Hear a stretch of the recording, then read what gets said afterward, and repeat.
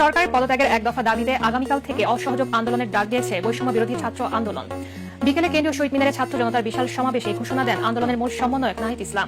দুর্নীতি, লুটপাট এবং কিছু বাকি নাই যে তারা রাগ করেনি, এবং অবশেষে আমরা দেখতে পেলাম আমাদের জীবনের নিরাপত্তাটুকু এই রাষ্ট্রে নাই। যেই সরকার ছাত্র নাগরিকদের জীবনের নিরাপত্তা দিতে পারে না, আমরা সেই সরকার চাই না।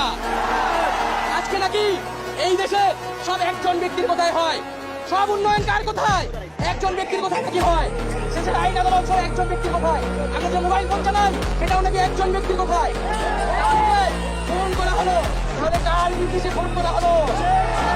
বলুন আপনারা, নাম বলুন, কার নির্দেশে ফোন করা হয়েছে? কার নির্দেশে ফোন করা হয়েছে?